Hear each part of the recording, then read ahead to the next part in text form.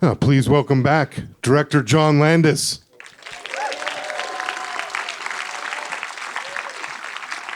As well as Director Jerry Kramer.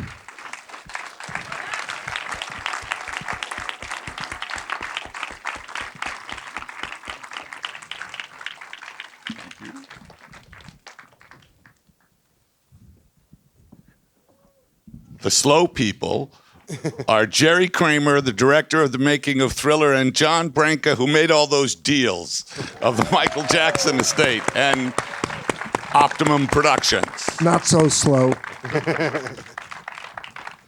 See, look, you came down, they're leaving. So we saw the making of the original, but what can you talk about the making of the 3D Atmos version? It's a process called 3D conversion. It is, in fact, the way all 3D movies are done now, especially in the last 5 years. But like all the Star Wars, Star Trek, Marvel movies, all of those movies, the Disney movies, the Pixar movies, all of them are done, shot flat, and then converted, which is a extremely labor-intensive process where the director or the director of photography, in this case me, I sat with the stereographer, and they have software. They have this new software where you take every single image on screen, first in chunks, and you have to figure out the spatial differences. And it's very subtle. It's interesting. And then there's this army of elves sitting at their computers with little styluses. They have to isolate every element on screen. So like, for instance, when the very first shot where you pan across, the crane down across those pine trees. Well, guess what? There's 186,000 pine needles. They have to isolate every one. Their hair, everything. It takes a long time. It's less expensive now than it was a year ago. Next year, it'll be less expensive, but it's very labor. Computer CG is extremely labor intensive. More than traditional animation. That's why, you see movies now and the credits go on for 45 minutes. That's all those guys sitting there. So that was a fascinating thing. And Thriller wasn't shot for 3D, but what I learned a lot about it, I really think that 3D basically plays, and there's only 3 times that I really took advantage of the 3D. One was just Ola's POV when Michael's a monster and he goes like that. It's a brief shot, but in this version, he goes like that. And then the other one is the boo at the very end, which is a cheat, but I like it. And then it's like John Carpenter and Tobe Hooper, 2 guys, friends. Poor Toby just passed. But it's really fun when you make a movie that has a scare in it, because you can stand at the back of the theater and go, and everybody, Anyway, and then the dance itself, even though I didn't intend it that way, but I really think the 3D really enhances the dance. You know what I'd love to see in 3D is West Side Story. Those Jerry Robbins dances, especially the one in the garage with the low ceiling. I think in 3D they'd be dazzling. But anyway, that's the process. And the music? Well, there's a new system that this theater has called Atmos. Don't ask me what it stands for because it's an acronym, but it basically, you can put sound anywhere in the house. So I don't know if you noticed, but when the zombies were coming, they were coming from over there and over there and over there and over there. And it's brand new. It wasn't played real loud in this theater. I would have cranked it louder, but yeah, it should be too loud, like Chris Guest says, to 11. But it's just a new technology. It keeps changing all the time. And Dolby's involved. But what's amazing with Atmos and really difficult is music is always traditionally mixed, left, right, center. And suddenly music is coming from all over the house, and it was very complicated. Karen can testify. It's very complicated to get the balance right. That's it. Well, let's take some questions from the audience. Please raise your hand. Yes. Well, truthfully, I didn't write with Michael Jackson. Michael wanted to turn into a monster. And he wanted to turn into the werewolf from American Werewolf, but Rick talked him out of it. It's like, you can't dance with 4 legs. It's too hard. So that's why he's wearing the Letterman's jacket, because I suggested the teenage werewolf that Michael Landon played, which is a 50s movie. And Rick's first design was incredible, but it was hideous and really frightening. And I said, he can't be ugly. He's got to look great, even as a monster. So he came up with that werecat guy. But that's what Michael had 2 contributions. So I went home and wrote it. Michael had 2 contributions. He wanted to turn into a monster, and he wanted to have dancing zombies. I said, you got it. And he was wonderful. I have to say that he was great. I mean, he was wonderful to work with. I remember I had to explain to him, because I felt that he should know. I said, when you say I'm not like other guys, it's going to get a laugh. And Mike goes, why?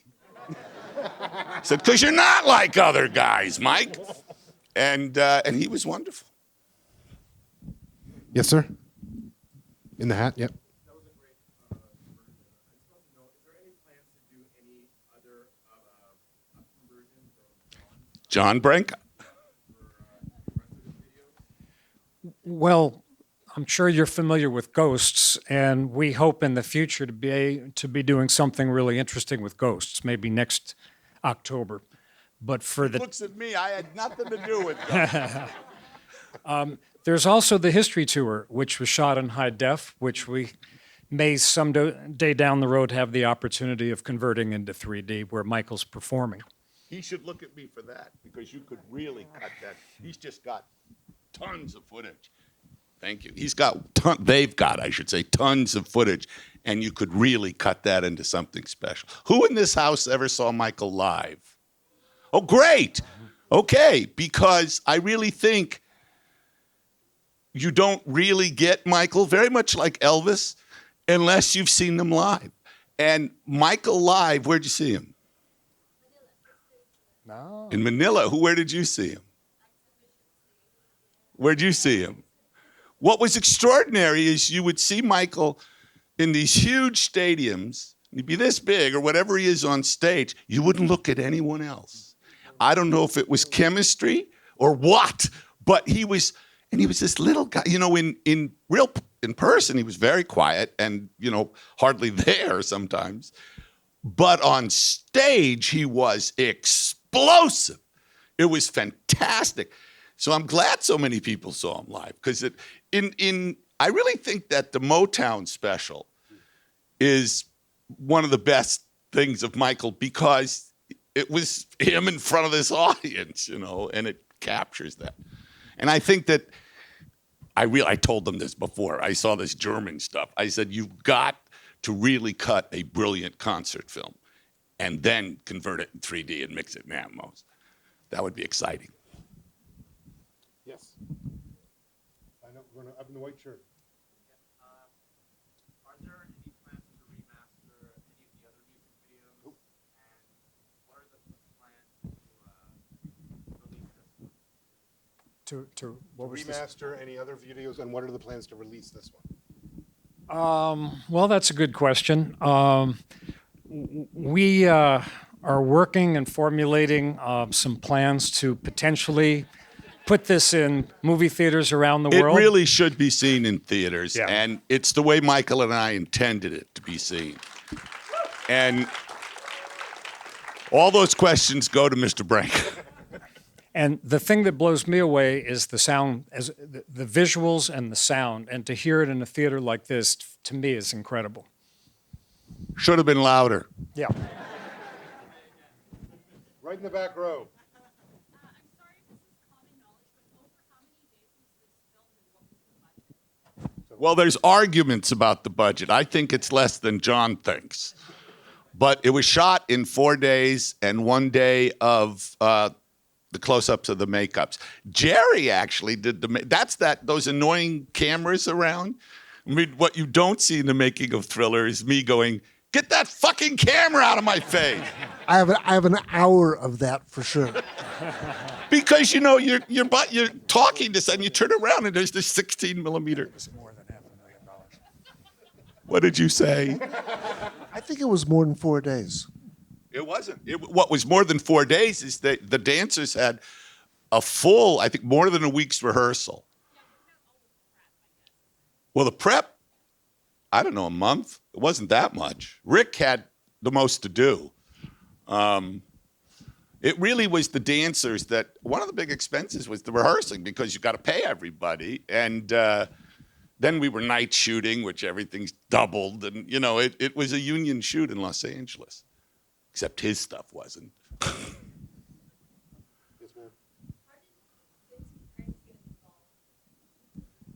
In the recording of Thriller, what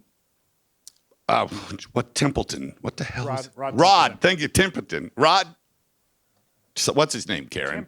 Temperton. Thank you, John. Who wrote Thriller and most of the songs on that album? He wanted Elvira to do the thing, and Peggy Lipton, who was, remember her, Mod Squad, she's still gorgeous, by the way. I saw her. But anyway, she was married to Quincy Jones at the time, and she was close friends with Coral Brown and her husband, Vincent Price. And she said it should be Vincent Price. And he came in and nailed it. Yes. Yep, you. Firstly, I just want to thank you for finally like remastering this and bringing it to theaters. This is the best it's ever looked. I'm an editor, and I was just curious what the editing process was. I saw in the making of the episode that you were on day 3 or whatever. Was it? How long did that take, and how involved was Michael in that process? Well, I brought Michael in a couple times to see it, and how involved was he? Well, we wanted to know what he thought, and he made, I don't remember suggestions, but I'm sure he did. He was very concerned that it be like a real movie and not like a music video. He wanted it, to have theatrical production value. And I don't know if you noticed, but, I hired a guy, one of Hollywood's great composers, Elmer Bernstein, wrote, he gets a scary music credit. But it is scored. And the song Thriller is like 3 minutes or something. No one ever notices it goes on for 11 minutes here, We reconstructed it. And Jerry, in terms of how long did it take to cut together the making of? Well, there just wasn't a lot of time. And so the reason that there are chapters is there was a different editor on every chapter because there was a deadline to have it done so that it could be sold for Christmas. And one editor just wouldn't have finished it. Also, it really was whatever we could throw in there that was free. And that I enjoyed watching it again because there's so much great Mike in it, and it just, I don't know. Yes. What's it like to relive this whole experience again? Like, it was recorded, 1983, and now to work on it. Well, it's creepy to see myself so thin with black hair, Jerry looks very much the same, except he had black hair too. But I have to tell you, the Thriller, other than financial shit, was a total pleasure. We were left completely alone. Well, John will tell you, nobody wanted it. The record company didn't want it. They didn't want to pay for it. They wanted it. They just didn't want to pay for it. Explain the difference to me. But it was Michael's, it truly was what's called a vanity video because it was just Michael wanting to turn into a monster. And the album, the thing everyone forgets, the album Thriller was out over a year before he called me and was already the #1 selling album of all time. So, it was amazing. And so they said they'd done Billie Jean and Beat It, which were hugely influential. And John can tell you, one of the things is that MTV had a policy, only white acts. Well, I would add one thing to that. Michael was not just a perfectionist, but he always had big ambitions. And part of the other reason he wanted to do Thriller is he actually wanted to sell 100 million albums. And what ended up happening is Thriller has sold more than 100 million albums. And the second album is not even close.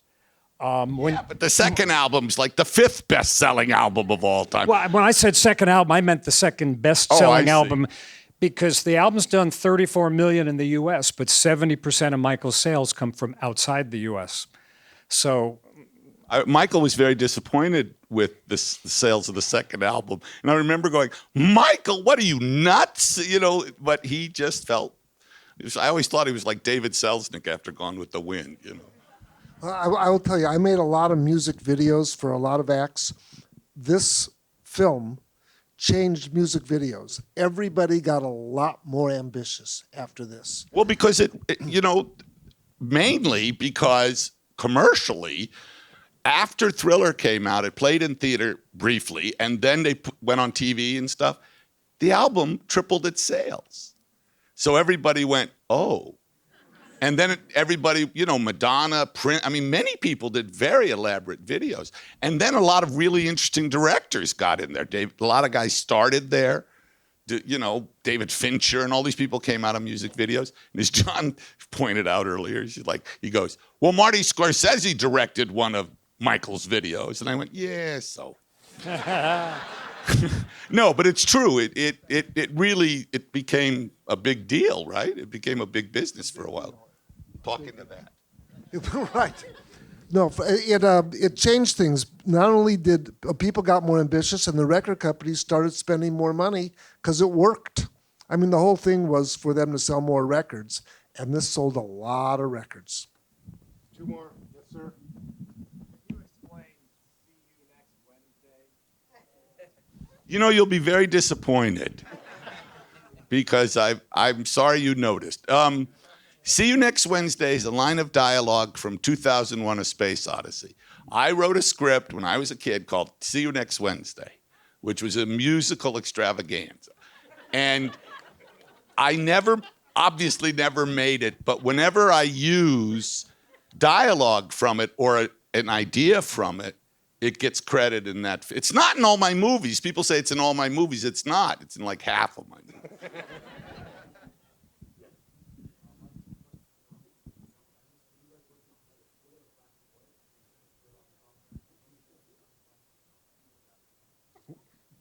You first. what was the second question? Well, Dangerous 25 coming out. well, it might not be Dangerous 25 at this point. It might be Dangerous 30. But yeah, we definitely want to get to that. Yeah. Well, I enjoyed both, but it was different. On Thriller, since nobody cared, you know, I mean, it was just Michael and us sneaking off to make this, but it had nothing to do with the record company or anything. You know, it was Michael, and he was such a pleasure. I mean, he just was a hard worker, a hard professional. He rehearsed. I mean, he'd been doing this since he was 8, you know. But he was really joyful, and it was great. How many years later was Black or White? Yeah, 92. So like 10 years later, 9 years later. And I only got involved. I was upset with Michael and the company because I was getting fucked, actually. But but what happened was a company called Propaganda, they made a deal with CBS. Who'd they make a deal with? Sony? I don't recall. Oh, but they made a deal with who was the record company for Dangerous? It was Sony. Sony. Epic Records. They made a deal for millions of dollars, I mean, a lot of money, to make a bunch of videos for that album. And a long time had gone by. They had David Lynch tried, and they had David Fincher try, and some others, and Michael wouldn't show up. So I was called, and they said, listen, we know Michael will show up if you do it. And I went, oh, by the way. So it was like, I felt like, you know, Chuck Berry or James Brown, because I said, I get paid every Monday. And I named a ridiculous figure, and that's how I made that one. And the big difference is on that, I was much more working for Michael. With Michael, but for Michael. On Thriller, he was working for me. On that, it was really me trying to realize Michael's vision. And that it was different. That was different. But it was a great experience. And I was able to do morphing, which I tried to do in 1971. It's a long story, but by that time, the technology had caught up, so we could do it. Well, thank you so much for bringing us this. Thank you. Thank you.